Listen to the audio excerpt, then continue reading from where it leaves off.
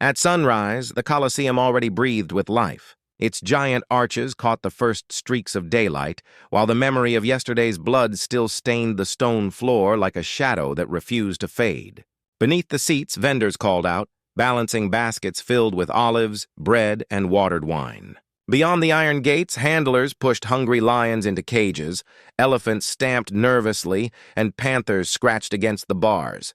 From the tunnels came the sharp ring of metal, the sound of swords being tested, not for practice, but for killing. Above it all, a low hum began to rise as tens of thousands of Romans filled the stands. The Colosseum was not just a building. It was a machine built to control people through awe, fear, and excitement. The empire had discovered a truth. Cruelty, when staged as entertainment, could bind a society together. For Rome, the arena was not simply about combat. It was about loyalty. Every cheer echoed as approval for the state. Every gasp reminded citizens that the empire controlled life and death. But how did these games begin? How did ritual sacrifices at funerals grow into massive spectacles of beasts, gladiators, and theater-like executions? And at what point did Rome itself feel the games had gone too far? Today, we step into that world, exploring the origins, the rise, the innovations, and the decline of Rome's most infamous arena spectacles. The story of Rome's arenas does not begin with marble arches or golden statues. It begins with a funeral. In the year 264 BC, the sons of Junius Brutus Sceva, a wealthy nobleman, wanted to honor their father's death. But instead of raising monuments or holding prayers, they chose a different kind of tribute. They brought 6 slaves into the Forum Boarium. Rome's cattle market armed them with weapons and forced them to fight until only a few were left standing.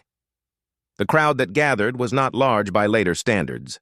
Yet what they witnessed carried a strange power. This was no ordinary ritual, it was something new. Blood had been shed, but it was structured, performed, and watched. The practice was called a munus, a duty owed to the dead. Why blood? To the Romans, death demanded respect, and in their minds, the spirits of the dead could be honored through the offering of life. The custom was not purely Roman. It drew from older traditions. In Campania and Etruria, warriors were sometimes killed at graves to satisfy restless souls. Rome adopted this practice but changed it, transforming sacrifice into combat, random killings into organized duels. At first, these displays were private. Families of the elite sponsored them as signs of wealth and devotion. A man buried with treasures was wealthy, but a man buried with spilled blood was powerful. Soon, funerals of important figures became stages for combat. Guests attended not only to mourn, but to be impressed. The symbolism deepened as fighters were dressed to resemble Rome's old enemies. A Samnite with heavy shield and plumed helmet, a Thracian with curved blade, a Gaul with broad sword. Each battle replayed Rome's victories in miniature.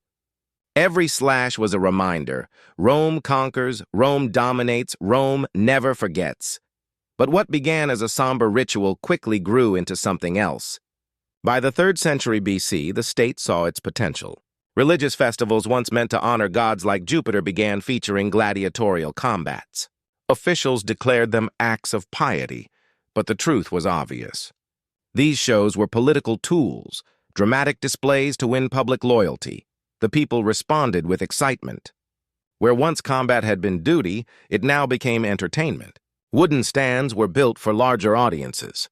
By the late Republic, entire amphitheaters appeared. Permanent temples of violence open not just for families, but for the whole city. Every drop of blood in the sand sent the same message. Rome controlled not just armies or politics, but even the meaning of death itself.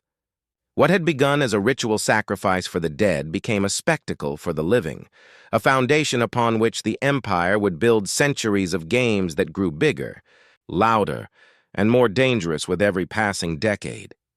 The arena had been born, not in glory but in grief, and once opened, that door would never close again. From their beginnings as small funeral rituals, the games grew into something far larger than anyone in early Rome could have imagined. What had once been a somber duty at gravesides became the heartbeat of public life in the empire.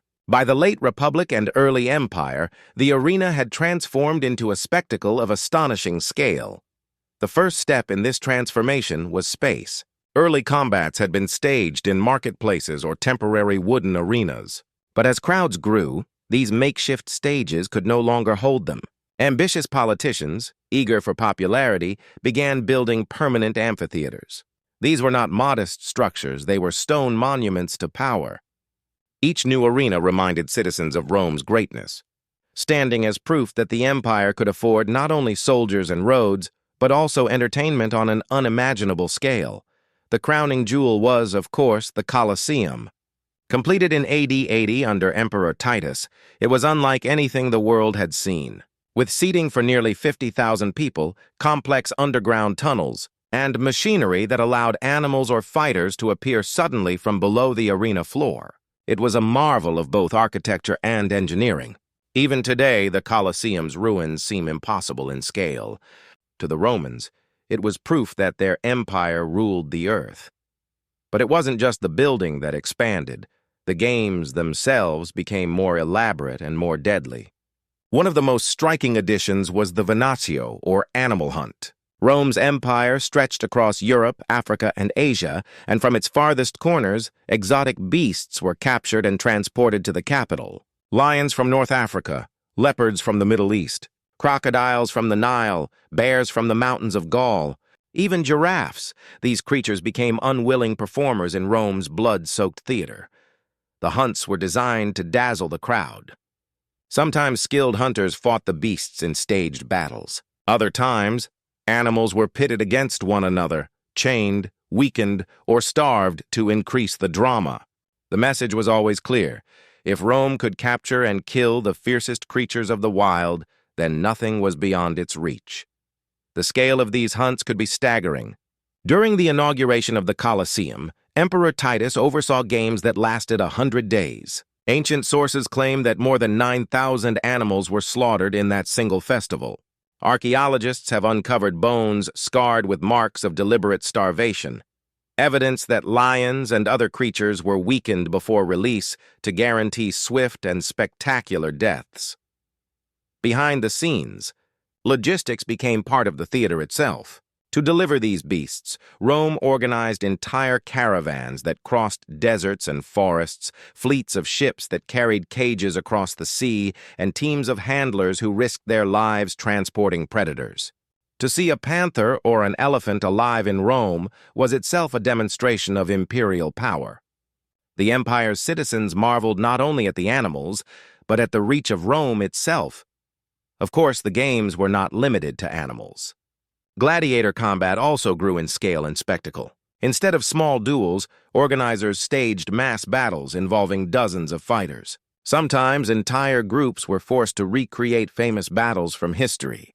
The sand of the arena became a miniature battlefield, filled with splintered shields, broken weapons, and the cries of combat. The games also expanded in length. What had once been a brief funeral offering could now last for weeks. Festivals were carefully planned, beginning with parades where gladiators and animals were displayed through the streets before being marched into the Colosseum. The entire city seemed to stop for the games. For emperors and politicians, the games became vital tools of control. Hosting a grand spectacle was a way to win popularity, to remind the people of the state's generosity, and to distract them from hardship or unrest. The crowd was well aware that cheering was not simply a reaction. It was loyalty shouted loudly enough for rulers to hear. In Rome, silence could be dangerous. Not everyone was impressed. Some writers hinted at the ecological cost. Ancient observers like Pliny the Elder noted that lions and leopards were disappearing from certain regions, hunted to extinction by Rome's insatiable appetite for spectacle. Yet for the empire, the loss of animals meant little compared to the gain of power and prestige. The expansion of the games turned them into more than entertainment. They became Rome's greatest propaganda. Every show told the same story. The empire was eternal, invincible, and supreme. To attend was to take part in a ritual of loyalty. To cheer was to prove yourself a Roman. From simple duels at funerals, the games had now become something else entirely.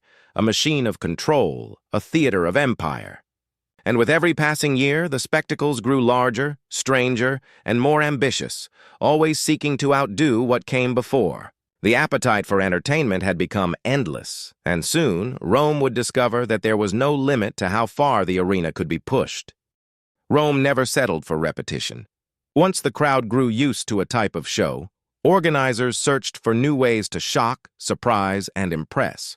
What began as straightforward combat between fighters soon turned into a laboratory of innovation, where every contest, every display was carefully engineered to maximize suspense and loyalty.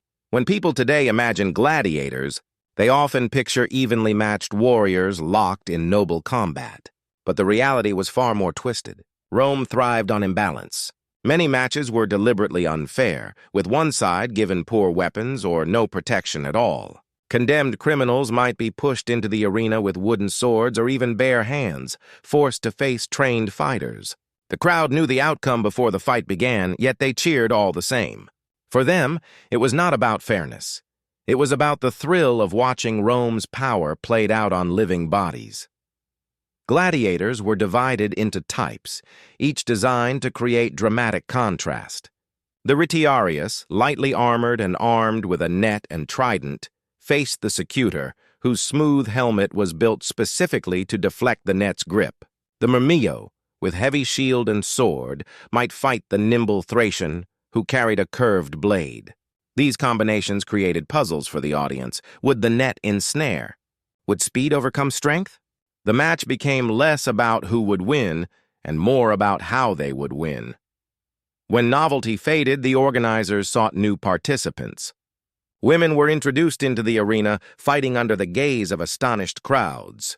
Ancient writers mocked them, yet the evidence suggests they fought seriously, not as comedy, but as part of the spectacle. Dwarves were also brought in, fighting either each other or animals. Rome's hunger for variety blurred the lines of gender, class, and dignity. No one was beyond the reach of the arena. Beyond combat, the midday hours brought even darker innovations. When the crowd grew restless after hours of duels, the games shifted into theatrical executions. This was known as damnatio ad bestias, condemnation to the beasts. Criminals, prisoners of war, and enslaved people became unwilling actors in plays that ended with their deaths. The cruelty was disguised as myth. One man might be forced to play Orpheus, the musician who charmed animals with his songs, until lions were released to tear him apart mid-performance. Another was dressed as Daedalus, strapped into a crude contraption meant to mimic wings. Suspended in the air, he flew briefly before plunging into waiting animals. Others reenacted the fate of Prometheus, chained and left to be tormented by birds of prey. These were not stories.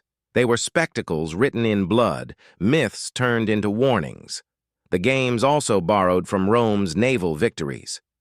Naumachii, mock sea battles, were staged by flooding enormous basins, or in some cases, the Colosseum itself. Thousands of condemned men were forced onto real ships, armed, and told to fight until only one side remained. Arrows rained down, catapults fired, and the water turned red. Ancient historians wrote of basins so large they resembled lakes, filled with ships and men doomed never to return. These spectacles showed not only Rome's mastery of war, but its ability to bend nature itself. Where there was no sea, Rome created one. Behind the curtain, the engineering was as astonishing as the cruelty. Underground tunnels and lifts allowed animals or fighters to appear suddenly through trapdoors, stunning the crowd with surprise. Massive cranes lifted sets, turning the arena into forests, deserts, or oceans within minutes. Some arenas even had complex systems that could flood and drain the floor. Rome turned cruelty into engineering, entertainment into architecture. Each innovation carried a message. Rome did not simply control men or beasts, it controlled reality itself. The games blurred the line between theater and execution, between story and suffering. Every new invention reminded the people that the empire's power was endless.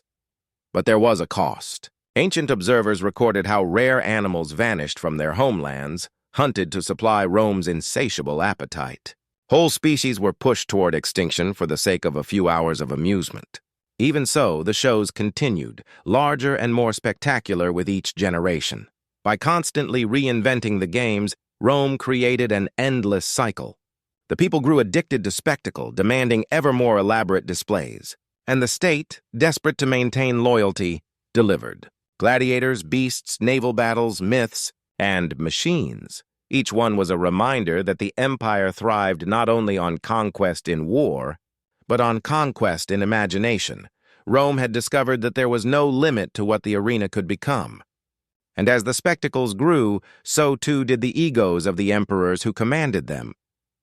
If the Colosseum was the beating heart of Rome, then the emperors were its pulse. Each ruler left his own mark on the games, bending them to his personal vision of power. Some used them as tools of generosity, others as weapons of fear, and a few as stages for their own vanity. The arena reflected not just Rome's appetite for spectacle, but the very character of its leaders. Long before the Colosseum was built, ambitious politicians discovered the games as a path to power. Julius Caesar, still climbing the political ladder, staged extravagant spectacles to win popular support.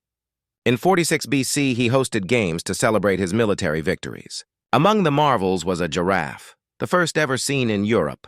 The Romans, astonished by the creature, named it a camel leopard, believing it a hybrid.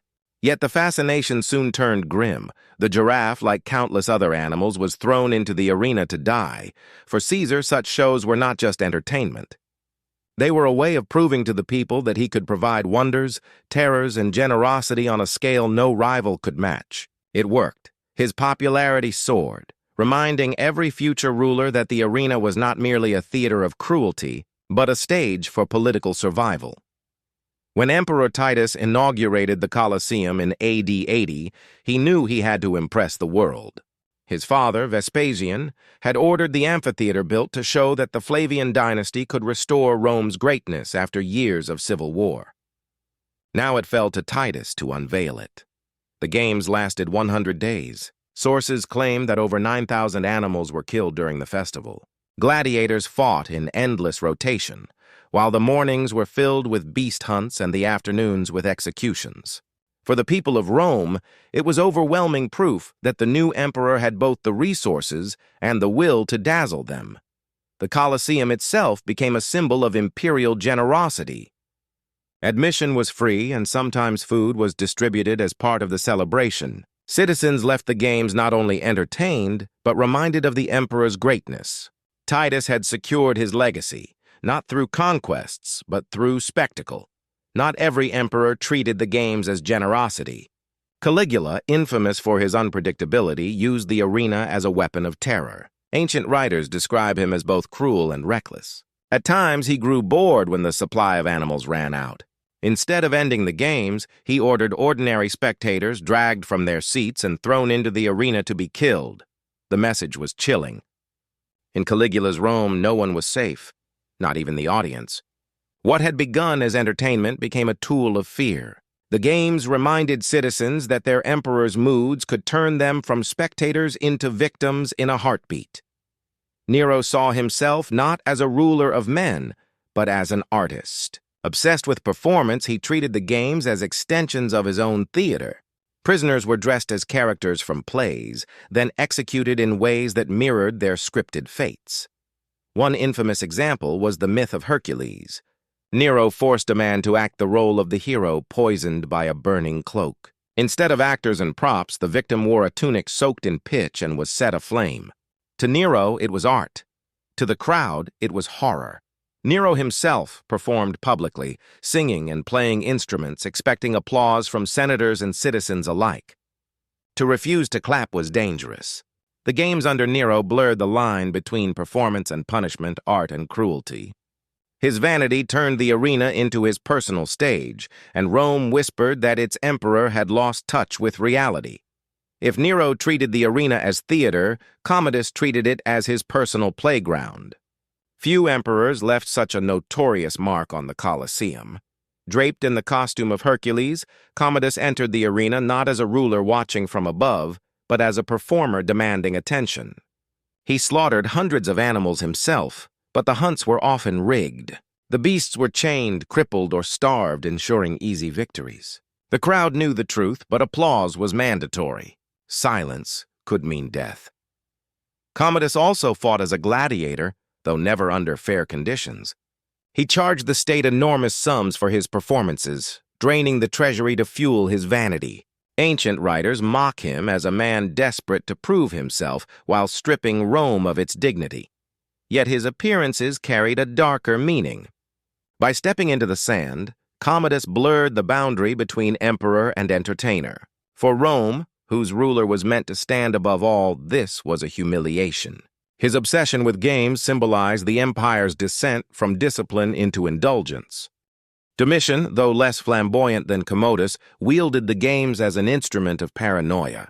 He staged hunts by torchlight, keeping the city unsettled. Citizens never knew when entertainment might turn into terror. By shifting the games into strange hours, Domitian reminded the people that their lives were bound to the emperor's will, day or night.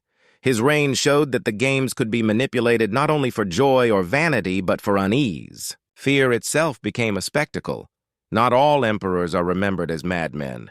Trajan, celebrated as a capable and just ruler, also used the arena to cement his image. After his victories in Dacia, he staged games that lasted 103 days. Thousands of gladiators fought, and tens of thousands of captives perished. Though remembered as one of Rome's good emperors, Trajan still relied on spectacle to project strength.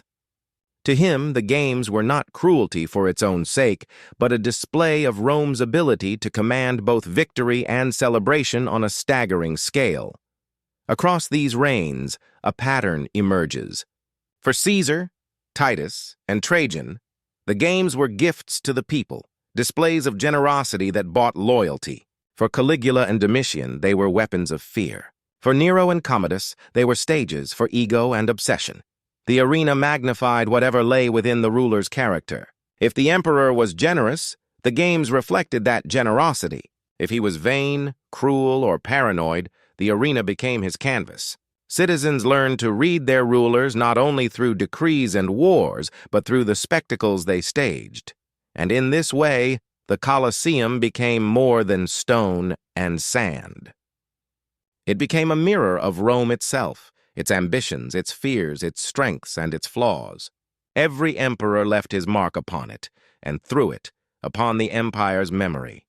For centuries, the roar of the crowd inside Rome's arenas drowned out almost every other sound. Tens of thousands cheered, laughed, and shouted approval, making it seem as if all of Rome was united in its passion for the games. But beneath the thunder of applause, quieter voices resisted. They were philosophers, writers, and believers who saw in the games not glory, but a reflection of cruelty and a warning of decay.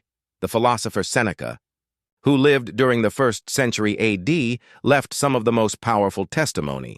In his letters, he confessed how even he, a man of learning and discipline, felt his soul harden while watching midday executions. He described how the crowd did not seek skill or bravery, but demanded ever greater acts of blood. The more cruel, the more popular, he wrote bitterly. For Seneca, these spectacles did not elevate the spirit, but corrupted it, teaching citizens to enjoy suffering rather than despise it. Cicero, decades earlier, voiced similar unease. Though he praised courage and admired gladiators who faced death with composure, he condemned needless cruelty. He admitted that the games had grown too important in politics.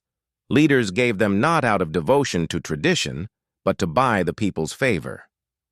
Cicero's discomfort reflected a tension at the heart of Roman culture, admiration for bravery on one hand, and disgust at brutality on the other. For the emerging community of Christians, the arena became both a place of persecution and a symbol of Rome's moral corruption. Many early believers were executed in the games, thrown to beasts, or burned alive for refusing to renounce their faith. Yet their writings did not dwell only on their suffering, they condemned the audience itself. Christian thinkers called the shows seeds of cruelty, accusing Rome of transforming injustice into entertainment. To them, the Colosseum stood as proof of an empire more concerned with spectacle than with justice or compassion. Satirists also joined the chorus of criticism. The poet Juvenal, writing in the late 1st and early 2nd century, mocked Roman citizens for caring only about panem et circenses, bread and circuses. By this phrase, he meant that the people no longer demanded political accountability or virtue. They were satisfied with free food and endless entertainment, trading their voice in government for distractions. To Juvenal, this hunger for games symbolized Rome's decline from a disciplined republic into a shallow empire of indulgence. These voices of opposition did not silence the games. The cheers of the masses and the will of emperors were too powerful. Yet they remind us that not all Romans were blind to the cost. Beneath the applause, some saw the rot spreading through society, an erosion of empathy, discipline, and purpose. Their warnings, ignored in their own time, echo across history as questions still relevant today. What happens to a civilization that builds its identity on cruelty? And how long can it endure? For centuries, the arenas of Rome had stood as symbols of power. Every cheer, every clash of swords, every roar of beasts had once seemed to confirm that the empire was eternal. Yet nothing lasts forever, not even Rome's spectacles. By the later centuries of the empire, the games that had once embodied strength began to reveal weakness. The first sign of decline was financial strain. In the early days, wealthy families sponsored games to honor the dead or to win political favor. But as the spectacles grew, so did their costs. By the imperial period, emperors were expected to stage shows that outshone their predecessors. A ruler who offered only modest entertainment risked appearing weak. Thus, each emperor reached for greater extravagance, more animals, more gladiators, longer festivals, and elaborate engineering feats. The price was staggering. The Colosseum's opening festival under Titus, with its 100 days of combat and hunts, consumed unimaginable resources. Trajan's 103 days of games, involving thousands of fighters and captives, cost fortunes that could have funded legions or rebuilt cities. By the 3rd and 4th centuries, as Rome faced constant wars and invasions, such expenses became ruinous. Some emperors bankrupted themselves, desperate to maintain popularity through spectacle, even as the empire's borders crumbled. At the same time, the cultural appetite for games began to change. What had once thrilled the crowds gradually became routine. Citizens who had once admired bravery now sought novelty, stranger combatants, rarer beasts, more elaborate executions. The hunger for spectacle never ended, but the ability to satisfy it began to fade. The empire's vast conquests slowed, and with fewer new lands came fewer exotic creatures. Ancient writers already noted in the 1st century that lions, leopards, and elephants were vanishing from their native habitats. By the later centuries, Rome's insatiable demand had driven some populations to extinction. The empire had exhausted its own sources of wonder. Meanwhile, new values began to challenge old traditions. Christianity, once persecuted in the arenas, slowly spread across the empire. By the 4th century, as emperors like Constantine adopted the faith, Christian leaders denounced the games as symbols of corruption and cruelty. To them, the arena was not a place of glory, but of sin. Over time, their influence grew. By the early 5th century, many Christian emperors and bishops argued that supporting such blood spectacles contradicted the new moral order of Rome. Political weakness also played its part. Rome's focus shifted from celebrating power to surviving crisis. As invasions pressed against the frontiers and treasuries emptied, emperors could no longer justify colossal games. The empire's strength had once been displayed in the Colosseum, but now its vulnerability was revealed by its silence. By the year 404 AD, public gladiatorial games in Rome officially came to an end, reportedly after a monk named Telemachus entered the arena and called for peace, only to be killed by the crowd. His martyrdom, however, shocked the emperor Honorius, who finally banned gladiatorial combat. Though animal hunts and smaller shows continued for some time, the age of the great spectacles was over. The Colosseum, once filled with the roar of 50,000 voices, slowly fell quiet. Earthquakes, neglect, and later looting turned it into the ruins we know today. Yet even in silence, the Colosseum carried its memory. Travelers who walked its tunnels in later centuries claimed they could still feel echoes, the clatter of armor, the growl of lions, the thunder of voices rising as one. The decline of the games mirrored the decline of Rome itself. What had begun as a ritual of discipline ended as a symptom of indulgence.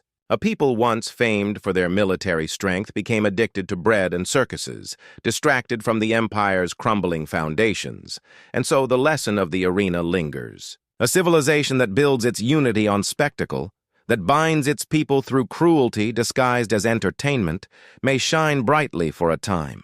But eventually, the weight of excess, corruption, and moral decay pulls it down. Rome's arenas remind us not of eternal glory, but of how even the mightiest empire can fall silent.